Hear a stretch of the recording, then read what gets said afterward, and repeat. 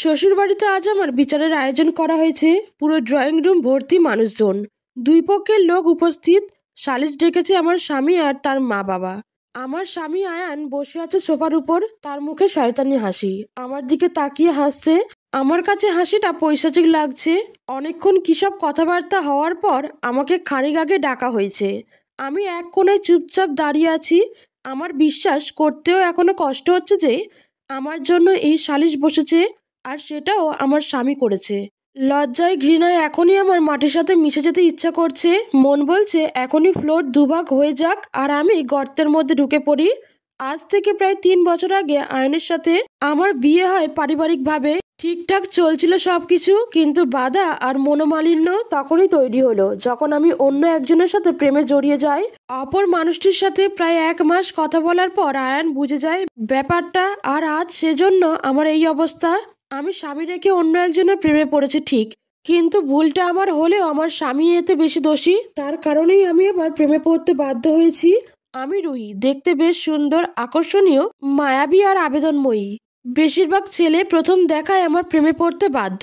ছোট থেকে আমি আমার সৌন্দর্যের প্রশংসা শুনে আসছি, কিন্তু তুমি দেখতে বেশ মায়াবী। চোখ ফেরানো দায়, এই কথাটা হাজার জনের থেকে শুনেও আমার মন ভরতো না, ভালো লাগতো না। মন চাইতো বিশেষ একজনের থেকে এই কথাটা শুনতে। তারপর হুট করে বিয়ে হলো, আয়ান আসলো আমার লাইফে। আমাদের মধ্যে প্রেম হলো, ভালোবাসা হলো, কিন্তু বিয়ের 3 বছর হতে গেল প্রথম প্রথম 1-2 বার সে আমার প্রশংসা করলেও আর করেনি। চোখের দিকে তাকিয়ে কখনো বলেনি, জানো রুহি, তোমার চোখ জোড়া অদ্ভুত সুন্দর। অন্তরঙ্গ মুহূর্ত ছাড়া সে কখনো রোমান্টিক আলাপও করেনি। চাঁদনি রাতে হাতে হাত ধরে চাঁদ দেখে গল্প করার কথা থাকলেও আমাদের এমন মুহূর্ত আসেনি। আমি আমার ইচ্ছের কথা বললেও সে নীরব থাকতো। কোনো কিছুতে তার ইন্টারেস্ট নেই, যা লাগবে সে তার ঠিক টাইমে এনে দেবে। তার ভালোবাসা এটুকুতেই সীমাবদ্ধ। কেয়ারিং এর বিষয়ে সে জিরো। আমার মন চাইতো কেউ আমায় ভীষণ যত্নে রাখুক, চোখে হারাক, মন খারাপের দিনগুলোতে আমার পাশে বসুক, আমার মন ভালো করার দায়িত্ব নিক, কিন্তু এমনটা কখনো হয়নি। আমি তাকে খুব ভালোবাসি, আমার থেকেও বোধহয় বেশি ভালোবাসি, কিন্তু তবু হৃদয়ে অশান্তি লাগতো। সে থাকা সত্ত্বেও ভেতরে বাড়িতে অদ্ভুত শূন্যতা বিরাজ করত। বুকটা ফাঁকা ফাঁকা লাগতো। খালি মনে হতো আমি এখনো পরিপূর্ণ না, আমার মনের মতো কাউকে পাইনি। লেখাপড়া ছাড়া নিজেকে অচল লাগে, তাই বিয়ের পরেও লেখাপড়া কন্টিনিউ চলছে। অনার্স ফাইনাল ইয়ারের ছাত্রী আমি। কলেজে অনেকের সাথে পরিচয় হয়, কেউ কেউ যেচে এসে কথা বলে, বিবাহিত শোনার পর মন্তব্য করে যে আপনাকে পেয়েছে সে খুব ভাগ্যবান। তাদের থেকে এ কথা শুনলেই আমার মন ভেঙে যায়। মনে হয় সবাই বলে আমার যে পাইছে সে ভাগ্যবান, কিন্তু আজ অবধি একবারও সে বলল না তোমাকে পেয়ে আমি ভাগ্যবান। অচেনা অভিমান আর মন খারাপই ভর করে তখনই আমার উপর। এক বৃষ্টিস্নাত দিনে লাইব্রেরিতে বসে আছি, হুদাই বইয়ের পাতা উলটপালট করছি। বান্ধবী চিমটি কেটে ফিস ফিস করে বলল, সামনে তাকিয়ে দেখ, লাল টি শার্ট পরা একটা ছেলে তোকে বারবার দেখছে। আমি আর চোখে তাকালাম। সত্যিই তো, ছেলেটা একবার বইয়ের পাতায় চোখ বোলায় আর একবার আমার দিকে তাকায়। বেশ বুঝলাম বইটই পড়ছে না, হুদাই আমাকে দেখার জন্য এই বাহানা করছে। সেদিনের পর থেকে লাল টি শার্টওয়ালা ছেলেটা কখনো সামনে থেকে আবার কখনো দূর থেকে আমাকে দেখতো। একদিন তো সোজা সামনে এসে গোলাপ নিয়ে বসে পড়ল হাঁটু গুজে। আমি সহ বিভিন্ন ডিপার্টমেন্টের ছেলে মেয়ে অতি বিস্ময়ে তাকিয়ে আছি। সেসব দেখে বিন্দুমাত্র ভ্রুক্ষেপ না করে অত্যন্ত ধীর কণ্ঠে বলল, তোমাকে আমার খুব ভালো লাগে, খালি দেখতে ইচ্ছে করে, না দেখলে মনের উঠান বিষাদে ভরপুর হয়। তুমি কি তোমাকে দেখার সারা জীবন সুযোগ দেবে আমায়? বিনিময়ে আমি ভালোবাসা দেব, আগলে রাখবো, যত্নে রাখবো। কোনো অস্বস্তি ছাড়া স্ট্রংলি ছেলেটা এক নাগারে বলে ফেললো এত কথা। আমি কি বলবো না বলবো বুঝে উঠতে পারিনি, শুধু এতটুকুই বলতে পারলাম, উঠুন আপনি। আমার বান্ধবী তাকে বলল, আপনি ভুল করছেন, হয়তো জানেন না রুহি বিবাহিত।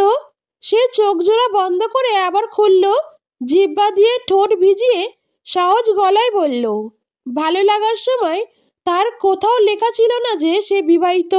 রাতের পর রাত, দিনের পর দিন যখন তাকে নিয়ে বিভোর থাকতাম, তখনও আমার অনুভূতিরা একেবারের জন্য জানান দেয়নি যে মেয়েটা বিবাহিত। ভালো লাগা যখন ভালোবাসায় রূপান্তর হলো, তখনও এই শহরের একটি কাক পক্ষীও বলেনি সে বিবাহিতা। সবশেষে এখন জানলাম সে বিবাহিতা। এখন তাকে ভুলে যাওয়া, এড়িয়ে চলা আমার পক্ষে সম্ভব না। তারপর সে আমার দিকে তাকিয়ে বলল, আমি ফুয়াদ, ইংরেজি ফাইনাল ইয়ারে আছি। এখন তুমি ডিসিশন নাও, আমায় গ্রহণ করবে কিনা। আমি তো স্পিচলেস। এক পলক শুধু তাকালাম তার দিকে। তাকাতেই বুক ধুক করে উঠল। অদ্ভুত সুন্দর ঘন পাপড়িওয়ালা বিশিষ্ট টানা টানা তার চোখ দুটো, মায়ায় করা শ্যামলা বর্ণের চেহারা, বিস্তৃত কপালের উপরে কাটা কাটা করে চুল খাড়া করে রাখা, মনে হচ্ছে কেউ চুলগুলো সোজা করে ধরে রেখেছে উপরে। আমি দ্রুত চোখ সরিয়ে ফেললাম, অন্যদিকে মাথা ঘুরিয়ে বললাম, আমার পক্ষে সম্ভব না, আমি অপেক্ষায় থাকবো। এই বলে সে দ্রুত পায়ে চলে গেল। আমার মন খচখচ করতে লাগলো। মস্তিষ্কে বারবার উকি দিচ্ছিল তার সুন্দর কথাগুলো। ফিরিয়ে দেবার পরও ফুয়াদ আমাকে দেখতো, আড়াল থেকে আবার সামনে থেকেও অপলকভাবে তাকিয়ে থাকতো। তেমনি আরেক অনাকাঙ্ক্ষিত ঝুম বৃষ্টির দিনে আমি ভিজে জবুতবু হয়ে কলেজে ঢুকছিলাম। সে কোথা থেকে সে হ্যাচকা টান দিয়ে ছাতার ভেতরে ঢুকিয়ে রাগ ঝাড়লো। কোথাও দাঁড়াতে পারতে জ্বর আসবে তো। আমি কোনো উত্তর না দিয়ে বাংলা ডিপার্টমেন্টের বারান্দায় উঠলাম। দাঁড়াও, আমি আসছি বলে 10 মিনিটের ভিতরে একটা ওয়ান পিস ওড়না টাইলস এনে দিয়ে বলল, চেঞ্জ করে এসো তাড়াতাড়ি। আমি সত্যি তার এসব আচরণে অভিভূত হয়ে যাচ্ছি। এইভাবে চলতে চলতে তার ভালোবাসা, কেয়ার দেখে আমিও তার প্রেমে পড়ে গেলাম। লুকিয়ে লুকিয়ে কথা বলতাম, কলেজে এড়িয়ে চলতাম, তার কারণ কম বেশি অনেকেই জানে আমি ম্যারিড। একদিন সারাবেলা অফলাইন থাকায় সে সিমে মেসেজ করেছিল, কোথায় তুমি? তুমি জানো না, তুমি ছাড়া সব কিছু আমার বিষাদ লাগে। সেই মেসেজটা আয়ান দেখে ফেলে। কথায় আছে না, কোনো কিছু লুকিয়ে রাখা যায় না। আমার বেলাও তাই হলো। আয়ান এই ব্যাপারে জিজ্ঞেস করলে আমি কাঁপতে লাগলাম। চারপাশ অন্ধকার লাগতে শুরু করলো। আমি কিছু না ভেবে তার পায়ে পড়ে কান্না শুরু করে দিলাম। মিনতি করে বললাম, আমি ভুল করে ফেলেছি, আমার ভুল হয়েছে, আমায় ক্ষমা করে দাও। কখনো আর কারোর সাথে কথা বলবো না। মনে ভয় লাগতে শুরু হলো, যদি এই কারণে আয়ান আমাকে ছেড়ে দেয়, আমি মানতে পারবো না। আমি আমার স্বামীকে ভীষণ ভালোবাসি, তার জন্য আমি হাজারো ফুয়াদকে ছেড়ে দিতে পারবো। আয়ানকে সারা রাত দিন মিনতি করলাম, কাউকে বলো না প্লিজ, আমি ভুল পথে চলে গিয়েছিলাম আর তার কারণে এইগুলো। তুমি হয় এমনও আমাকে কেয়ার করো, আর না পারো করো না। ছোট্ট একটা জীবন, এত কিছু লাগবো না আমার। তোমার সাথে থেকেই কাটিয়ে দেব পুরো জীবন। আয়ানকে স্বাভাবিক দেখালো, বলল মাফ করলাম। আমি নিশ্চিন্ত হলাম, তার প্রতি ভালোবাসাটাও আরো বাড়লো। ওদিকে ফুয়াদ ফোন কল মেসেজ দিয়ে পাগল করে দিচ্ছে। সময় করে তার সাথে কথা বললাম, বুঝিয়ে বললাম, তুমি জানো আমি বিবাহিতা, আর তা জেনেই আমাকে ভালোবেসেছো। কিন্তু আমি বোধহয় তোমাকে ভালোবাসিনি, বড়জোর প্রেমে পড়েছি বলতে পারো। তোমার কথার প্রেমে পড়েছি। তুমি খুব সুন্দর আর গুছিয়ে কথা বলো, হয়তো এই জন্য। তাহলে আমার সব অনুভূতি কি তোমার কাছে শুধু কথার খেলা ছিল? আমি তোমাকে ভালোবেসে নিজেকে হারিয়েছি, আর তুমি সেটা শুধু কথার মোহ বলে উড়িয়ে দিচ্ছ। দেখো ফুয়াদ, তোমার জন্য আমার সংসার ভাঙুক এটা কখনো চাইবো না। আমায় আর খুঁজো না প্লিজ, ভুলে যেও। কখনো কথা বলার চেষ্টাও করো না। তোমার জন্য যদি আমার সঙ্গে কথা বলা কঠিন হয়, তাহলে চুপ থাকো। কিন্তু মনে রেখো, আমার মন থেকে তোমার জায়গাটা কখনো মুছবে না। তোমার মন থেকে মুছে যাবে কি যাবে না সেটা তোমার ব্যাপার। কিন্তু আমি স্পষ্ট বলতে চাই, তোমার সাথে কোনো সম্পর্ক রাখার ইচ্ছা আমার নেই। ফুয়াদকে ফিরতে কিছু বলার সুযোগ না দিয়ে সব কিছু থেকে ব্লক করে দিলাম। তাকে দেখলে হয়তো আকৃষ্ট হয়ে পড়বো, এই জন্য কলেজে যাওয়া সাময়িক অফ করলাম। আমি খুব ভালো করে বুঝতে পারলাম যে আল্লাহ পর্দা কেন ফরজ করেছেন। যতই বিবাহিত আর অবিবাহিত হোক না কেন, বিপরীত লিঙ্গের প্রতি আকর্ষণ থাকে, এসে যায়। সব ঠিকঠাক চলতে লাগলো। আয়ান যে আমার অজান্তেই তার পরিবারকে এ বিষয়ে জানিয়েছে, সেটা আমি জানতাম না। তার মা বাবা সবার পরামর্শেই সে সালিশ বসিয়েছে। নিজের স্ত্রীকে সবার সামনে এইভাবে সালিশ ডেকে অপমান করার বিষয়টা আমি মেনে নিতে পারছি না। না চাইতেও তার প্রতি খারাপ লাগা আসছে। আমার জন্য আমার মা বাবার বা সম্মান কোথায়? সে আমার পরিবারের দিকটা ভেবে দেখতে পারতো। এত মিনতি করার পরেও সে কেন এমন কাজ করলো? কেন অন্যদের কথা শুনতে গেল? তার নিজের বিবেক নেই। উপস্থিত সবার সামনে আমাকে জিজ্ঞেস করা হলো, তুমি কি সংসার করতে চাও? কোনো কথা না বলে আমি হ্যাঁ সূচকভাবে মাথা নাড়ালাম। যদি করতে চাও তাহলে আজ থেকে ওই ছেলের সাথে কখনো কোনো কথা বলবা না। বাধ্য মেয়ের মতো আবারও হ্যাঁ সূচক মাথা নাড়িয়ে চলে আসলাম নিজের রুমে। জোরে কান্না পাচ্ছে আমার, কাঁদতে লাগলাম। মা এসে বললেন, এমনভাবে তোর জন্য আমাদের ছোট হতে হবে কখনো ভাবিনি। মাকে পুরো বিষয় বিশ্লেষণ করার ইচ্ছে হলো না আমার, থাকার জন্য বললাম না। ফুপিয়ে কাঁদছি। আয়ান হেসে ঘরে ঢুকলো, জড়িয়ে ধরলো আমায়। এই প্রথম তার জড়িয়ে ধরায় গা গিরগির করতে লাগলো। সে বলল, সব ঠিক হয়ে গেছে, আর কোনো ঝামেলা নেই। আমিও তোমায় ক্ষমা করে দিলাম। একবার বলতে ইচ্ছে হলো আমি তোমার বউ হই। আমার ভুলগুলো একান্তে তুমি শুধরাবে। তুমি কেন দুই পরিবারকে সেটা জানাবে। এতে আমি আর আমার পরিবার অপমানিত হয়েছি। তোমার প্রতিও ঘৃণা আসছে। কিন্তু কিছুই বললাম না। সে বুঝার হলে আগেই বুঝতো। কয়েকদিন এই বিষয় নিয়ে আমার মন খারাপ থাকলেও ধীরে ধীরে ঠিক হয়ে গেল। হাসি আনন্দে দিন কাটছে আয়নের সাথে। ওদিকে ফুয়াদ বিভিন্ন নাম্বার থেকে, বিভিন্ন ফেসবুক আইডি থেকে হোয়াটসঅ্যাপে নক করে। আমি সাথে সাথে ব্লক দেই। আমি চাই না আবার আমার সংসারে অশান্তি লাগুক।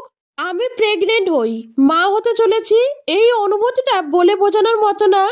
আয়ান আর আমি ভীষণ খুশি। ডেলিভারি হওয়ার 2 মাস আগে বাপের বাড়ি চলে যায়। আয়ান প্রথমে রেগুলার খোঁজ খবর নিলেও আস্তে আস্তে তার মাত্রা কমে আসলো। এমনিতেই শরীর ভীষণ খারাপ, তার উপর তার এই পরিবর্তন আমাকে গভীর ভাবাচ্ছে। আমি কোনো মতে শান্তি পাচ্ছি না। 2 দিনে 3 দিনে একবার সে আমায় কল করে, তাও 3-4 মিনিট কথা বলে শেষ। অভিমান করে আমিও আর কল দেই না। এই মানসিক অশান্তি ভোগ করতে করতে চলে আসলো আমার ডেলিভারি ডেট। সে অফিস থেকে ছুটি নিয়ে চাইলেই আমার দুঃসময়ে পাশে থাকতে পারতো, কিন্তু নেয়নি। শুধু 1-2 বার খোঁজ নিয়েছে, ব্যাস। আমার ছেলে বাবু হয়েছে। গভীর রাতে বাবুকে বুকে জড়িয়ে ইচ্ছে মতো কাঁদলাম। সে কেন আসলো না এই জন্য। একটা সংসার তো আর সহজে ছেড়ে দেওয়া যায় না। আমি দ্রুত তার কাছে ফিরলাম। মানুষটার হয়েছে নাকি তা দেখার জন্য। নজরুলের মতো লম্বা চুল আর উদাস উদাস ভাব দেখে আমার সন্দেহ হলো বেশ, কিন্তু প্রকাশ করিনি কিছু। আমার সাথে ভালোই ব্যবহার করছে, বাবুকে যত্ন করছে। মেয়ে তো আমি, তাই সে শত আঘাত দেওয়ার পরেও একবার ভালো করে কথা বললে সব ভুলে যায়। সপ্তাহ যেতে না যেতে একদিন তার ফোনের ওয়ালে একটা মেসেজ আসলো হোয়াটসঅ্যাপের। স্বাভাবিক মেসেজ না, প্রেমের কথা। আমার দম বন্ধ লাগছিল এটা দেখে, কিন্তু আয়ানকে বুঝতে দেয়নি। তার ফোনের পাসওয়ার্ড চেঞ্জ ছিল, তাই কৌশলে আগে সেটা জানলাম। সারাদিন অশান্তিতে থেকেছি। রাতে অনেক আগে শুয়ে পড়লেও ঘুমায়নি। ঘুমের ভান করে শুয়ে আছি। সে যখন ঘুমিয়ে পড়ল তখন রাত 3টা। তার ফোনটা হাতে নিয়ে চুপি চুপি বারান্দায় গেলাম। Phone call, message, Messenger, WhatsApp, imo সবকিছুতে একই মেয়ে। ভালোবাসার, প্রেমের, রোমান্টিক আর অশ্লীলতার মেসেজে ভরপুর সব বক্স। এসব দেখে বসে পড়লাম আমি। অদ্ভুত কাঁপুনি হচ্ছে পুরো দেহে। কান্নারা দলা বেঁধে গলায় এসে জড়ো হলো। মুখে কাপড় গুঁজে চিৎকার করলাম। কবে থেকে এসব শুরু হলো তা খুঁজতে লাগলাম। সব দেখে বুঝলাম আমি বাড়ি যাওয়ার কয়েকদিন পর থেকেই সে রিলেশনে জড়িয়েছে। নিজেকে নিজের কাছে খুব ছোট্ট মনে হলো আমার। আমি এত আকর্ষণীয় হয়েও তাকে আমাতে আসক্ত করতে পারলাম না। আয়ান টের পেয়ে উঠে আসলো, কেড়ে নিল ফোন। কেঁদে কেঁদে বললাম, এটা কি করলে? আমাদের বাচ্চা আছে এখন। এখন কি এসবের সময়? সে ঝটপট উত্তর দিল, তুমি প্রেম করতে পারছো, আমি পারবো না কেন? আমি শক খেলাম তার কথায়। বললাম, আমি জাস্ট কদিন কথা বলেছি, এত ভালোবাসার আর নোংরামি মেসেজ করিনি। আমি জড়ানোর আগেই ফিরে এসেছি, অনুতপ্ত হয়েছি, মাপ চেয়েছি। আর তুমি মেসেজ দেখে মনে হচ্ছে মেয়েটা তোমার বউয়ের থেকেও বেশি ঘনিষ্ঠ। আয়ান কোনো উত্তর দেয়নি, সে অনুতপ্তও নয়। আমার মন বলছিল এই বোধহয় বলবে, আর এমন হবে না রুহি, মাফ করে দাও। কিন্তু সে বলেনি এমনটা। ব্যাপারটা মানতে খুব কষ্ট হচ্ছে আমার। সারা রাত কেঁদে কেঁদে কাটালাম, কাউকে বলারও সাহস নেই। বললে নিজেরই লজ্জা লাগবে যদি কেউ করুণা করে বলে ওঠে বউ এত সুন্দর হওয়া সত্ত্বেও বর আরেক মেয়ের সাথে কথা কয়। ইস, বেচারি।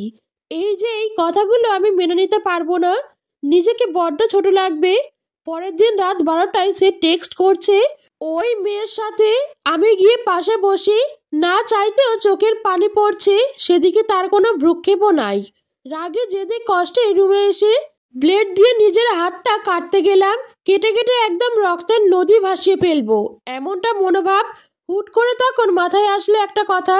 আমি পাশে বসে কান্না করা সত্ত্বেও যে ফিরে তাকায়নি একবার। আমার পুরো শরীর কেটে ফেললেও তার কিছু যায় আসবে না। আমি উঠে দাঁড়ালাম, নতুন করে শক্তি পেলাম। অজু করে তাহাজ্জুদ পড়লাম, কেঁদে কেঁদে দোয়া করলাম। দীর্ঘ সময় মোনাজাত করার পর ভেতরে শান্তি অনুভব করলাম। তারপর থেকে কেমন যেন আমাকে অন্য চোখে দেখে সে। অল্প স্বল্প ভুল হলে শাশুড়িকে, এমনকি আশেপাশে সবাইকেও বলে। তারা আবার আয়ানকে ফিরতি বলে। বউকে এত ছাড় দিতে হয় না, শাসন করতে হয়। আমি এসব শুনি আর আড়ালে গিয়ে চোখের পানি ফেলি। আয়ানকে অনেক বুঝাই, কিন্তু সে ঠিক হয় না। আমি হিসেব খুঁজি কি করে একটা মানুষ এভাবে রাতারাতি পরিবর্তন হয় হুট করে। আমার হিসেব মেলে না। আমার প্রতি তার অবহেলা চরম পর্যায়ে পৌঁছায়। অযথা খুঁত খুঁজে বকে অপমান করে বহু দিন অপেক্ষা করেছি সে ভালো হওয়ার। একটা বাচ্চা আছে, এজন্য সব ছাড় দিয়েও থাকতে চেয়েছি, কিন্তু আর সহ্য হচ্ছে না। অপারগ হয়ে ভাবলাম আমার বাচ্চার জন্য আমি একাই যথেষ্ট। তখন মা বাবাকে পুরো বিষয়টা জানালাম। বললাম আমি আর পাচ্ছি না, পাগল হয়ে যাব এভাবে থাকলে। আমি আসছি বাড়ি। সপ্তাহের ভেতরে চলে গেলাম বাপের বাড়ি।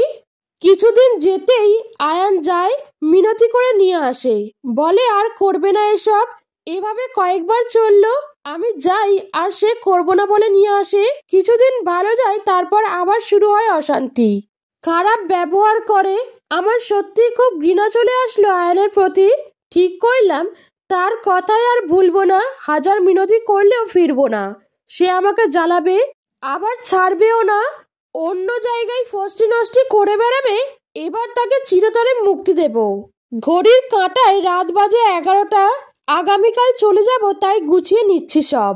আয়ান ঘরে ফিরল, তার সাথে একটা মেয়েকে দেখে চমকে উঠলাম। অবাক লাগলেও ভাবলাম হয়তো তার কোনো আত্মীয় হবে। শাশুড়ির রুমে ঢুকলো মেয়েটাকে নিয়ে। আয়ানকে বলতে শুনলাম, মা এই সে। আমি ছেলেকে কোলে নিয়ে শাশুড়ির রুমের দরজায় দাঁড়ালাম। জিজ্ঞেস করলাম কে ও? মা ছেলের চোখ চাওয়াচাওয়ি করলো। মেয়েটা আমার দিকে এক পলক তাকিয়ে চোখ ফিরিয়ে দাঁড়িয়ে রইল। আমার সন্দেহ বাড়ছে, জোর গলায় বললাম কে ও, বলছো না কেন? আয়ান কাঠ কণ্ঠে বলল ওকে বিয়ে করেছি আমি। কথাটা শোনা মাত্র আমার চারপাশ ঘুরতে লাগলো, শরীর থরথর করে কাঁপছে। ছেলেকে নামিয়ে রেখে দরজা শক্ত করে ধরলাম। শত চেষ্টা করেও কান্না আটকাতে পারলাম না। বাচ্চাদের মতো কেঁদে ফেললাম।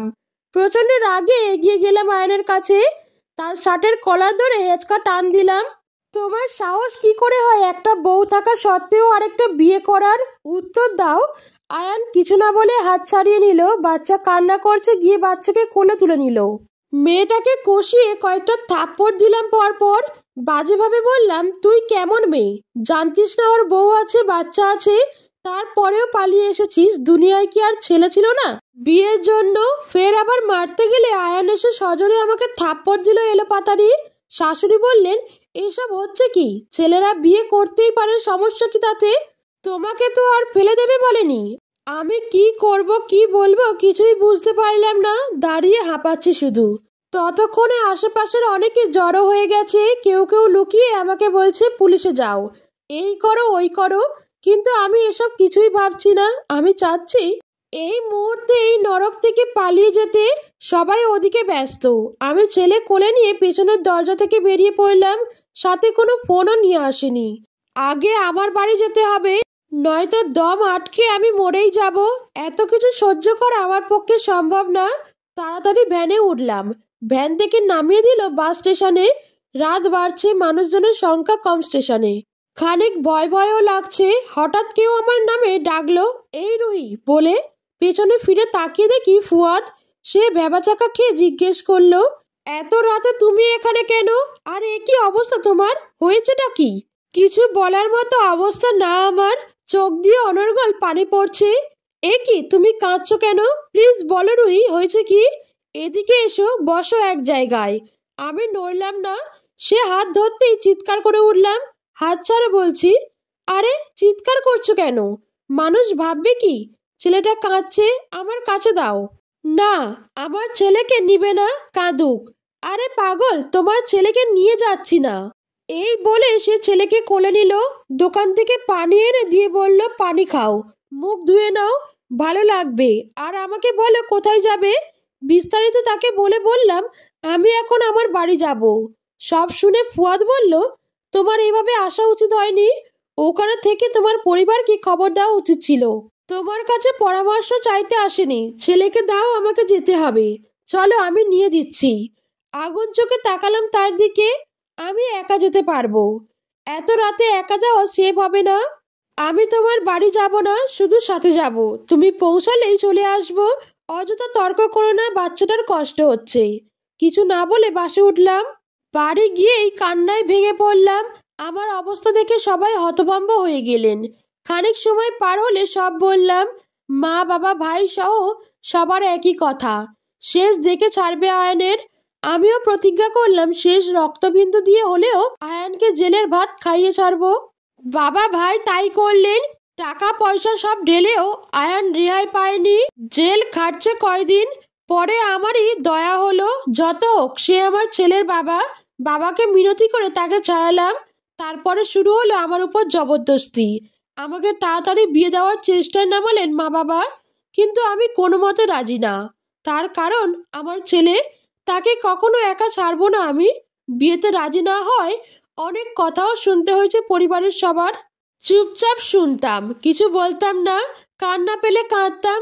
ভাবলাম আর বিয়েই করব না। ছেলেকে নিয়ে এই ছোট্ট জীবন কাটিয়ে দিতে পারবো অনায়াসে। সুখে দুঃখে কেটে গেছে 2 থেকে 3 বছর। এর মধ্যে আমি প্রাইমারিতে জবও পেয়ে গেলাম। মানসিক অবস্থাও আগের মতো ভালো। হুট করে এক সন্ধ্যায় ফুয়াদের আগমন। তাকে দেখে বেশ চমকালাম। এত বছরে তার সাথে আমার কোনো যোগাযোগ ছিল না। সে কেন কোনো ছেলের সাথে আর সম্পর্ক গড়ে ওঠেনি, নিজের ইচ্ছা ছিল না। ফুয়াদের সাথে দেখি আরো মানুষ। জানতে পারি তার মা ভাই ওনারা আমার বিয়ের প্রস্তাব নিয়ে আসছে আমার পরিবারে। বুঝতে পারলাম না এত বছর পর সে আবার কেন ফিরলো, তাও বিয়ের জন্য। আমি তাকে আড়ালে ডাকি, নাকচ করি প্রস্তাব, জানাই বিয়ে করব না আমি। আর তোমাকে তো কখনোই না। সে বলে কেন? আমি বলি নতুন করে কাউকে বিশ্বাস করতে পারবো না, তাই করব না। সে বুঝায় সবাইকে এক পাল্লায় মেপো না। আজ 3-4 বছর থেকে তোমার পিছনে পড়ে আছি, তুমি কথা না বলা সত্ত্বেও।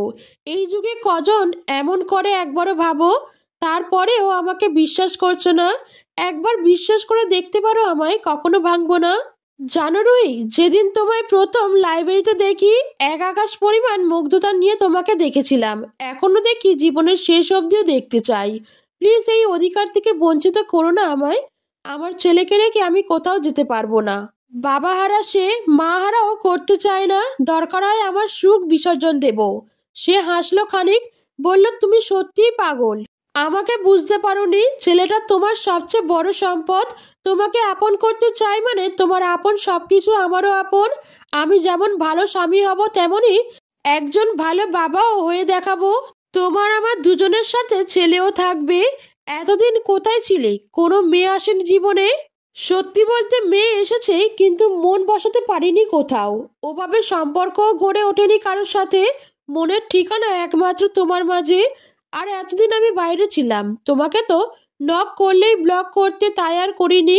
সব খবরাখবর নিতাম তোমার বান্ধবীর থেকে। বলো না বিয়ে করবে আমায়। জানি না, আমার মন সায় দিচ্ছে না বলে আমি চলে আসলাম। আমি দুটানার মধ্যে থাকলেও পরিবারের সবাই রাজি হওয়াতে আমিও হলাম। মা তো বলেই দিয়েছে, এ বিয়েতে রাজি না হলে আমার আর মুখ দেখবি না। 2 দিন পর আমরা মরে গেলে কে তোকে দেখবে? ভাগ্যের লিখন হয়তো, তাই ছিল আমাদের বিয়ে হলো। এত এত ভালোবাসা, কেয়ারিং দেখে আমি মাঝে মধ্যেই অবাক হই। একটা মানুষ এত ভালো হয় কি করে? মন বলে এই তো মনের মতো কাউকে পেয়েছি।